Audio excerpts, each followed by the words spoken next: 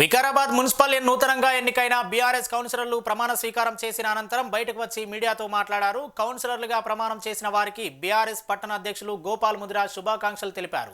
ప్రజల సేవలో నిబద్ధతతో పనిచేయాలని సూచించారు. స్పీకర్ నియోజకవర్గంలో మీడియాని లోపలికి అనుమతించకపోవడం విడ్డూరంగా ఉందన్నారు. కనీసం మీడియా పాయింట్ని సైతం ఏర్పాటు చేయలేదని మండిపడ్డారు. అలాగే బీఆర్ఎస్ పార్టీకి ఓట్లు వేసిన ప్రతి ఒక్కరికి ఆయన కృతజ్ఞతలు తెలిపారు.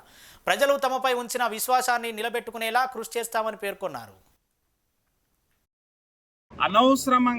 అనవసరంగా ఆయన మీద అక్రమ కేసు బనాయించడానికి చూస్తారు. ఎందుకంటే వాడ పార్టీ ఎంత పటిష్టంగా ఉన్నదో ఆ పటిష్టతను చూసి ఓర్వలేక మున్ముందు మాకు ఈ బీఆర్ఎస్ ద్వారా ఏం ఎఫెక్ట్ అవుతుందని పరిగి విషయానికి కూడా వస్తే భయభ్రాంతులకు గెలిచినటువంటి కౌన్సిలర్లను ఇండిపెండెంట్ భయభ్రాంతులకు గురి చేసి ఈరోజు వాళ్ళు చైర్మన్ పీఠం కైవసం చేసుకుని కలుస్తారు. ఈ కాంగ్రెస్ పార్టీ అంటేనే అది ఒక అరాచకమైనటువంటి పరిపాలన.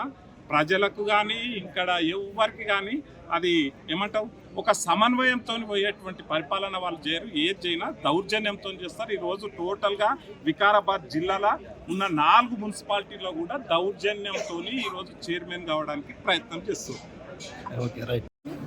నేను బీఆర్ఎస్ 34th వార్డ్ కౌన్సిలర్.